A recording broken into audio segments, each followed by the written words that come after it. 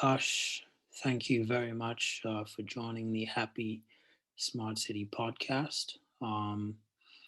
This is a platform that we hope will create some awareness about digitization and the future of cities. Of course, no city is complete without the whole demographic. And I think that the youth demographic is particularly very important because young people will be the inheritance of these new and emerging, smart cities. And for someone like yourself, as a computer science undergraduate, it would be very helpful for people listening in to understand what you're seeing and what your views are, right? So, if we may, I will begin with the first question, which is what degree are you studying at university? Well, first of all, thank you so much for having me on this podcast. Um, so currently, I'm a junior at Washington University in St. Louis, in the United States, and I am studying computer science. Right. And what value does your desired career add to society? So I think this is a very interesting question, just because of the times that we live in. So right now we're kind of in the fourth industrial revolution, which is the digital revolution, and it's really interesting because our society is changing at such a ridiculous speed compared to how it has in the past. And it's all due to computers and modern technology. And so at the forefront of all of it is really computer science and computer engineering. So all the improvements we've seen across different fields, in healthcare, in finance, in the way that our society is structured, in our education system, it's all due to computers and having this powerful technology in our hands. And so as a computer science student, and hopefully one day as a computer or software developer, in the real world, um, that's kind of the value that I see my career adding. It's kind of it. I don't want to put it in a very grandiose or exaggerated way, but the way that I see it is computer scientists are the pioneers leading us into the future and pushing us to more and more advancements for society. So that's kind of an overview of the value that I see in computer science. 100%. And I mean, I can agree with that because, with the mechanistic era, um, when factories and mechanical systems were at the forefront of everything. It was all about classical physics. That was the epitome of education and knowledge. But right now, it's all about compute and all of the amazing things that come with all these algorithms and these communications networks. So I can agree with that. And so, just as a segue into the next question, we met in a group of knowledge graph professionals, and you were there presenting. You told me you were only there once, correct, on your presentation day? Right. Yes, yes. And you had an amazing presentation, and we've been in touch ever since. Um, so, for people who don't know about knowledge graphs, right? I'm going to ask you to just give a quick overview of knowledge graphs, and then I can get to the next question. So, in general, just a very basic definition, what are knowledge graphs, Akash? Um, okay, so just for a high level overview, um, essentially a knowledge graph is just a specific structural way to represent data. And so traditionally, the current method that's used most often is what's called a relational database. And so that you can kind of think of as a spreadsheet. So, a spreadsheet in Microsoft Excel that has rows and columns. That's the traditional way that data is stored. And knowledge graphs is kind of a disruption in that tradition. Um, And the way that data is stored in a knowledge graph is you have vertices and edges. So a vertices would represent some entity that you're looking at. So for example, if you're, a bank, you might have a vertex for the users of your bank. You might have a vertex for your transactions, just, those very important entities that you're looking at. And then connecting all these vertices, you have edges. And these edges are really what give knowledge graphs so much power, because they focus on, the interconnectedness of all the data. And really they place as much importance on the relationships as the entities themselves. Um, and so there are numerous benefits to this, which I can talk about in a little bit, but that's just, a high level overview of how knowledge graphs kind of work. Fantastic. And just to simplify things, you're talking as a scientist, and you talk about vertices. Right. And every time when I talk to people in enterprise and management, I always try to use the word node because Yeah. it kind of ties into the whole kind of thinking that goes with like system design and entity relationship diagrams. It's kind of like the jargon. So you're going hardcore mathematics, but that's definitely fine. Um, Now, why are knowledge graphs important?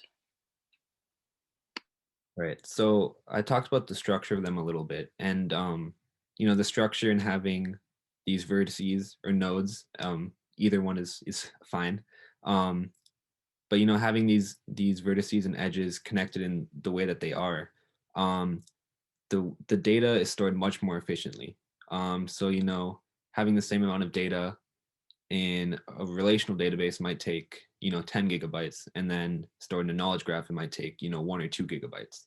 um, so that's one of the reasons why knowledge graphs are so important. um, but beyond just the structure, and beyond them being a more optimal method of just storing data, the real power of graphs lies in what you can do with the data once it's stored.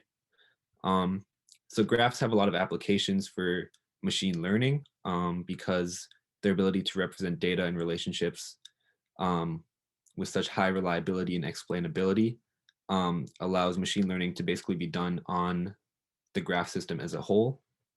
Um, and without getting into too much detail, um, you can basically traverse this huge network of nodes and edges that you have in your graph, and use that as the framework for training your model. And the benefits of this are, it's really fast, and it also gives you a lot more freedom compared to traditional machine learning on a traditional database. And so that's another benefit. And I think the biggest benefit is just when you are trying to query your data. And so what I mean by query is, you go to your graph database and you ask a specific question, and it returns some amount of data that answers your question. So for example, if I was looking at a graph database or a knowledge graph of healthcare, I could ask, give me all of the patients that have this condition. And then it would go through, find all those patients and return that information. Um, and so when you're doing queries on graphs, you are able to see relationships beyond the obvious. And you can do this because you can traverse multiple connections and find deep and hidden patterns that you wouldn't otherwise be able to find. Um, and so I mentioned healthcare, but another example of this is, being used in finance right now. So with graphs, you can track basically a set of transactions. So you can say, this user transferred this amount of money to this user, and that user transferred, another sum of money to another user. And you can basically, follow that train of transactions, to detect, patterns of money flow that normally would be undetectable. Um, so because of this, you're really able to attack your data from many more angles than what's available through traditional methods. And so as a whole, I think the power of knowledge graphs is, one, yes, storing data more optimally, but most importantly, you're able to get more meaningful out of information from the same amount of data. Um, and obviously, this is important because we're gathering terabytes and terabytes of data every single day from every aspect of our lives. And as that happens, the applications of graph become more and more important, both for interpreting the current data and for predicting future data based on the data that we're getting in. Yeah, yeah, and that's a very good way of putting it. And if I may, the way that I always try and visualize this is, when people think of databases, very often it's almost kind of like a log, a transaction log, right? Right. Where people just think of tables, and these tables have different data types populated in there. But the graph is almost like a locus of where the digital identity of a human has been, and it kind of paints this very vivid landscape of where the person has been acting and transacting in different ways. Um, you could even think about a 3D representation of that, and it just makes it a whole lot easy, to track this locus, or at least visualize the locus of a person's digital identity. Um, Now, the next question is: are there any inefficiencies in society and economics that you think smart cities will solve? If so, how? Um, so I have a couple of ideas, and I'm not a professional in smart cities. I haven't been um, researching them for too long, so I hope all my ideas are accurate. So, But so here's the thing, Akash. When it comes to smart cities, with all honesty, I don't think everyone's got it figured out. And one of the things that made me start this podcast is because, some of the authorities are really undecided. And I think just like with any new innovation, the best solutions will always come from, you know, minds that may not have been in the technology infrastructure space, and just people with just fresh perspectives. So I always say there's no wrong perspectives when it comes to smart cities. So please. okay. Um, well, so I think the biggest crisis that we're facing right now, and one that smart cities can address, is problems with the environment. Um, and that's due to numerous reasons, which I won't get into because there are too many. But one of the big reasons is just rapid urbanization, and just cities popping up everywhere. Um, because cities, they're basically hubs for the consumption of natural resources and for high emissions from factories and other industrial complexes. And so cities, the traditional cities, are really just eating away at the environment. And they also have to be built on land, right, which disrupts the natural ecosystem. And so cities overall have a very real and harmful impact on the environment. And one of the goals of smart cities is to kind of help mitigate this risk. Um, and so the whole concept of smart cities kind of revolves around the data. Um, so data collection, and more importantly, knowing what to do with that data. So for the environment, the data collection would happen via sensors and gauges and IoT devices that would communicate with each other. Um, and these sensors could really be anywhere. They could be on street lights, they could be in office buildings, they could even be in garbage cans on the street. And what this allows, I guess, the city government to do is they can use this data to detect areas with excessive energy consumption or wasteful practices, or basically identify any red flags that would impact the quality of life in the city. Um, and so smart cities are really poised to reduce the environmental footprint compared to traditional cities, um, which is really important and a really big issue, especially especially considering that that traditional cities don't really address the environment all too much. Um, and so I think that's a big benefit of smart cities, is just to reduce the amount that we're harming the environment.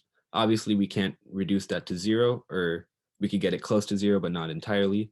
But smart cities are a very good option in helping reduce our impact on the environment, and hopefully um, even reversing some of the damage that we've done previously. All right. So I'm gonna produce a counterclaim to that. Just for the sake of just intellectual exchange. Okay. So I can agree with you 100% that data collection will sort of help us um, sort of improve our sanitation and also just help us improve optimization in terms of coming up with low CO2 emitting, or at least low greenhouse gas emitting methodologies for economics.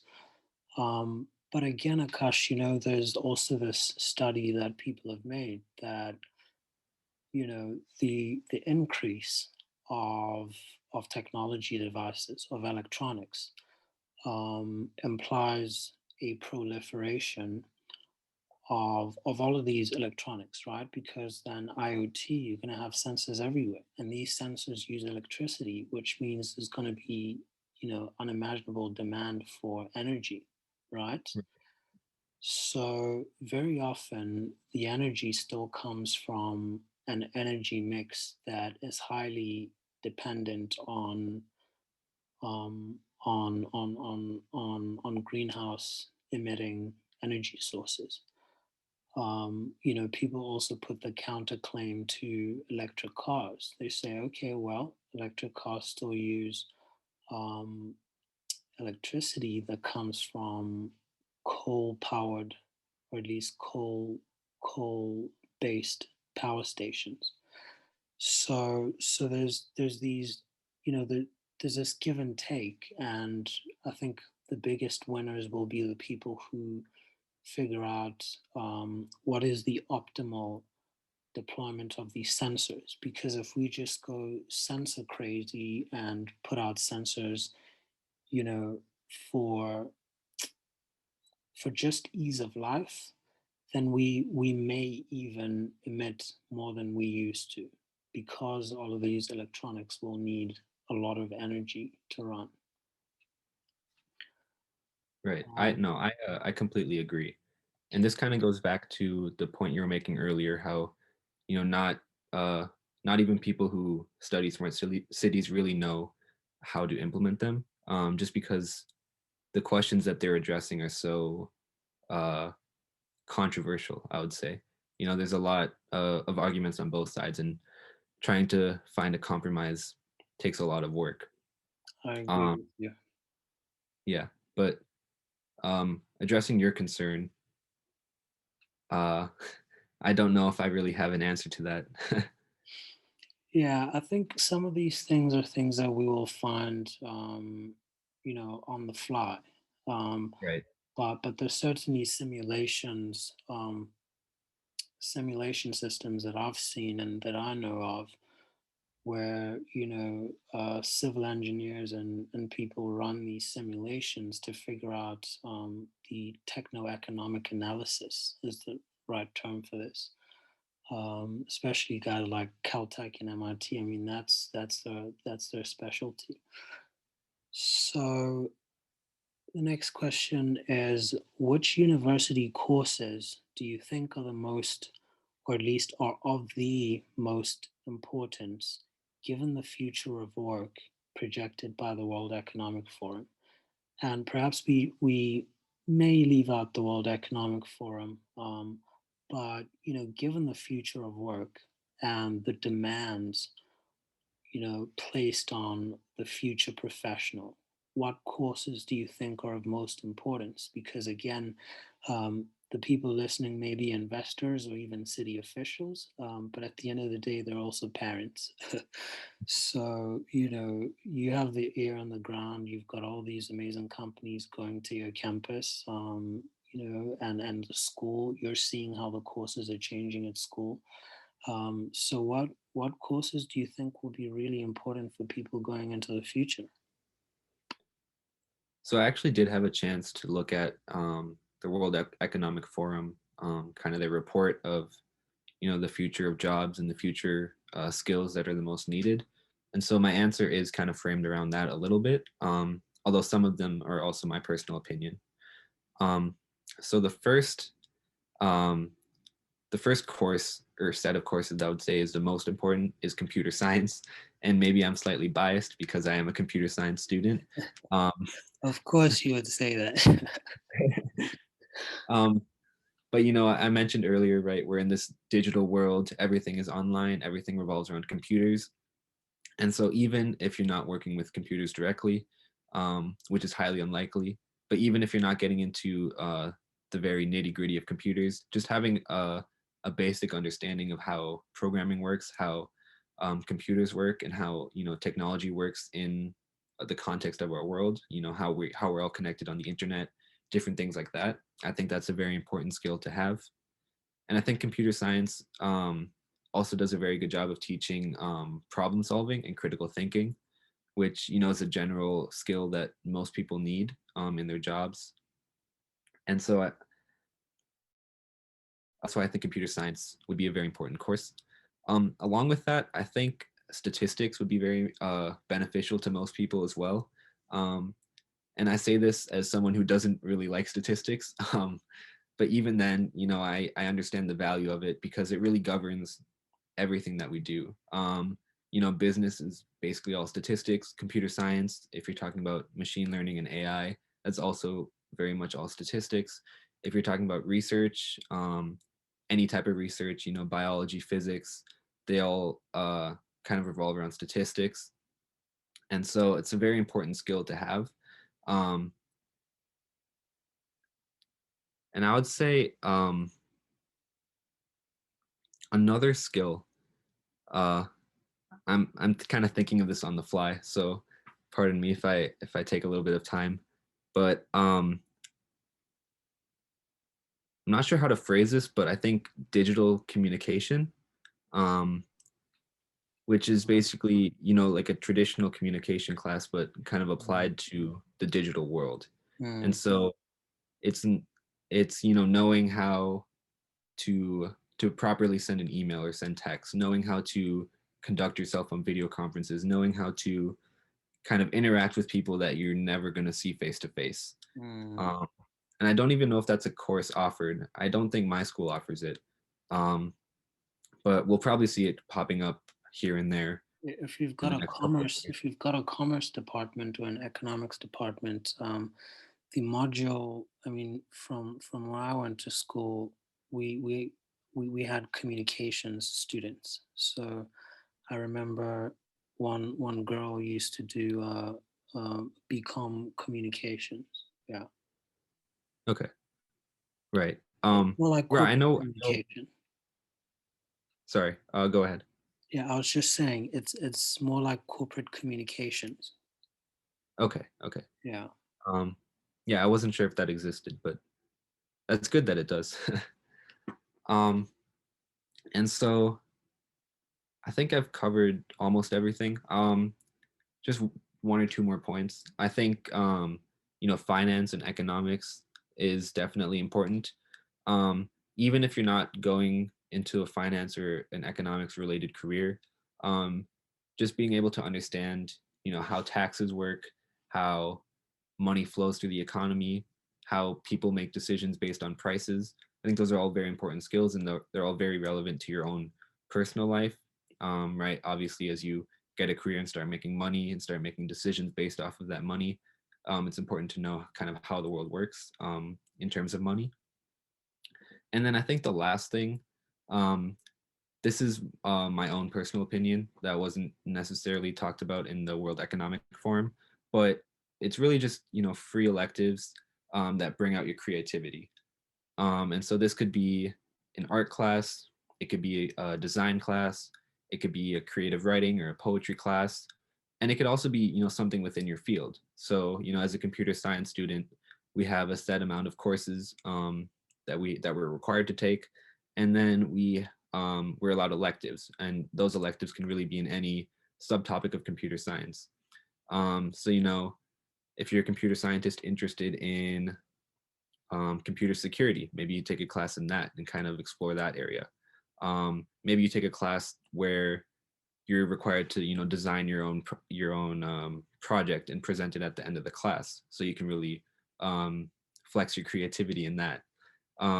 If you're a finance or a business major, you could take a class where you start your own business and kind of learn the ins and outs of working in a business. So it doesn't necessarily have to be the typical creative classes of art and writing and all of those things. It can also be within your field. But I think that's extremely important, um, because the world goes forward through creative ideas and through breaking the norms. And so I think being able to think like that, even if it's just even if you never actually apply it, I think having that in your life is also very important. That's a very powerful one. So essentially, what you're suggesting is people should sort of find their strong points and things that they, you know, naturally gravitate to, and then let their creativity using these technical tools, right, just flow, Exactly. Yeah. right? So, like an outlet for people to express themselves within the confines of computer science. Right. Fantastic.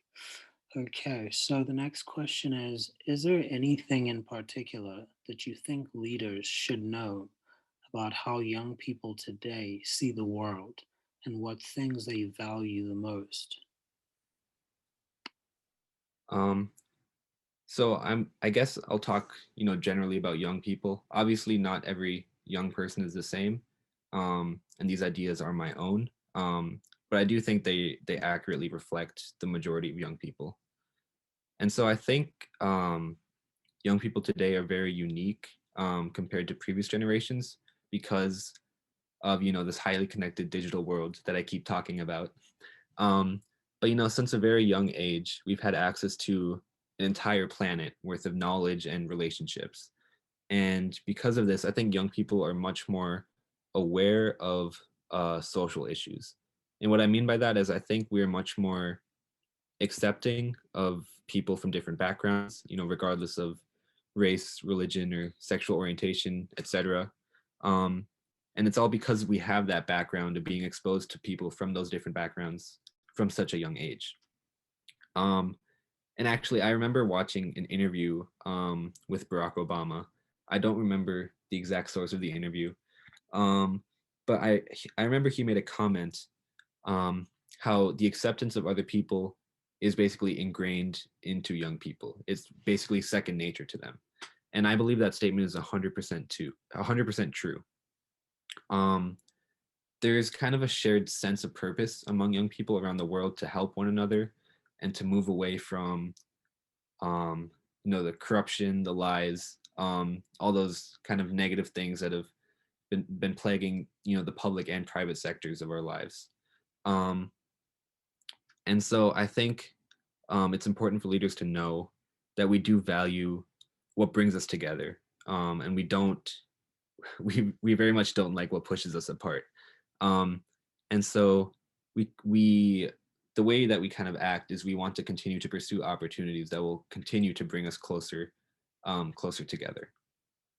Um, and so I think that's a very important point. And I'm sure that leaders have already kind of understood this idea because I think young people are also much more vocal, in sharing their ideas and sharing um, what they like and what they don't like, especially with the internet. They can share to whoever they want whenever they want. Um, but yeah, I think that's a very important characteristic of young people that kind of defines how we act and what we really strive for in our lives. That is very well said, and I echo you 100%, Akash. Um, I think young people today are just excited about the possibilities of what can be achieved. Right. Um, and there's this gentleman by the name of Virgil Abloh, and he's a super creative. He's worked with the most prolific design companies and even graduate schools, in given lectures. And Virgil once said, "Dream work, or at least teamwork, is dream work." And that is so true because, I mean, the more people you have, the more ideas. And I mean, you just stand a chance to do something that is mind-boggling when you've just got this huge pool of people. And I learned this also from Elon Musk. I mean, I experienced it myself when I was at university.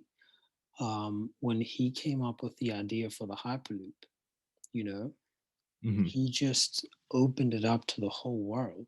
I mean, I was competing in the Hyperloop global research project with people from everywhere, engineering firms, research teams from MIT and all the good schools.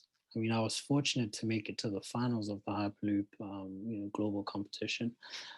But that taught me something also about just open sourcing things, because they, as a company, also shared quite a lot of interesting insights and a lot of technical, you know, information that guided us as competitors to come up with a really amazing solution within a very short space of time. Of course, we had a bit of number crunching to do and that type of thing, but they shared a lot for free.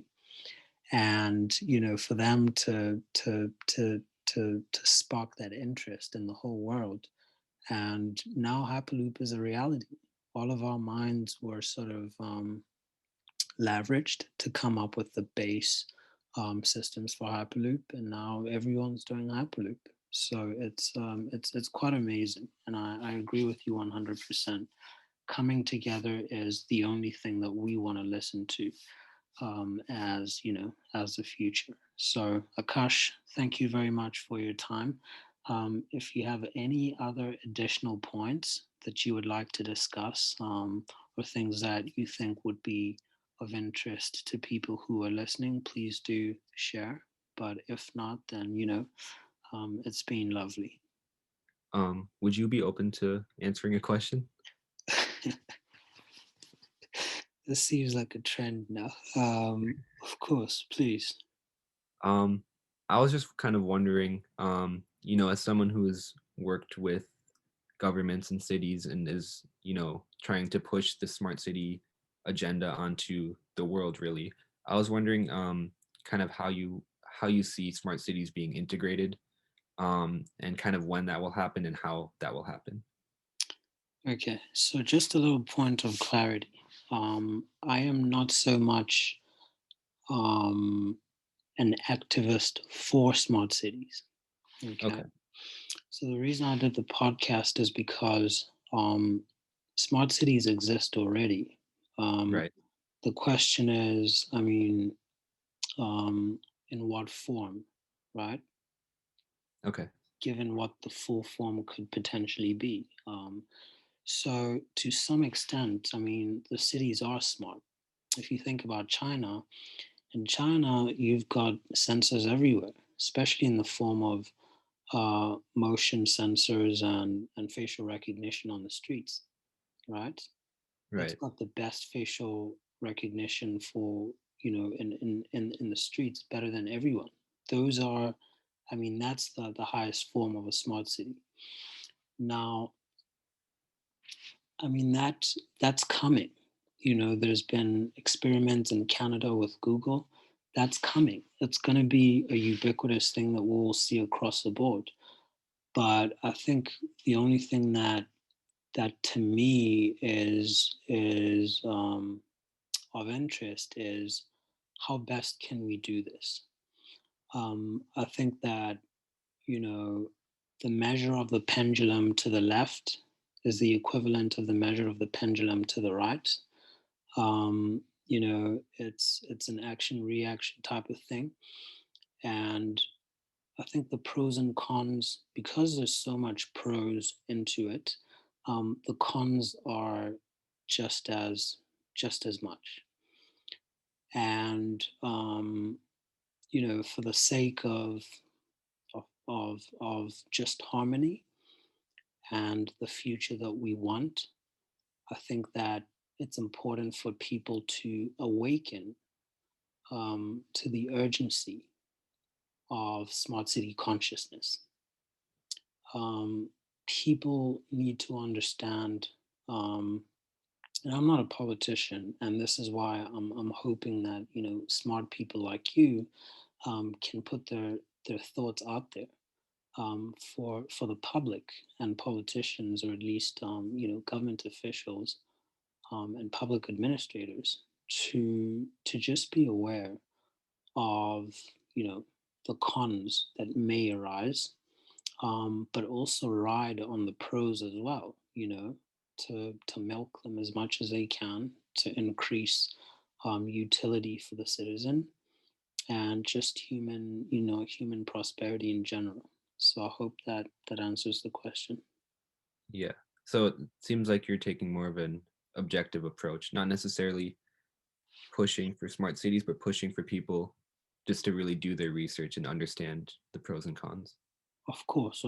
I think if we've seen anything, as far as civilization is concerned, anytime there's information asymmetry, bad things happen. And so I think there's this fast-paced technology world that I live in, and even very talented people, very qualified people, tend to become very routine in their everyday life, and they're not up to speed with what data privacy is all about, um, and what some of these technologies, hold in terms of the cons that come with them, not just the data side, but there's a lot, right, for Right. health issues and that type of thing. So it's just important for people to hear what these things are all about, just so when they cast their votes, or when they go to a town hall meeting, they talk about things that are really concrete and can help society move forward in a very positive light. Okay. Yeah, I understand. Mm. All right. Well, Akash, thank you very much for being with us at the Happy Smart City podcast. I certainly wish you all the best. I know that you know your future is certainly very bright. Um, and I was really amazed when I saw your presentation on knowledge graphs. Most importantly, because that was a group of highly talented people. I don't know if you know, but one of the the gentleman who's part of that group, I think he completed his computer science degree at Stanford in the 70s. Oh, Um, wow. yeah, there's that caliber of people in there. And every time, so we have these weekly meetings, and every time, some of these people talk about their experience, and whether it's, communication systems and networks, or just, pure software engineering and building these pieces of software, it's just amazing, to hear the talent. And for, of course, a young man like yourself, getting, people clapping their hands and just really being impressed by your work, I thought, wow, I mean, this career, I'd just like to sit back and watch. So it's been an absolute pleasure, and I hope to, to be fortunate enough to stay in touch with you and see how things go. Well, thank you so much for inviting me on this podcast. It's been a real fun time talking about these issues. All good. An absolute pleasure, Akash. Thank you. Bye bye.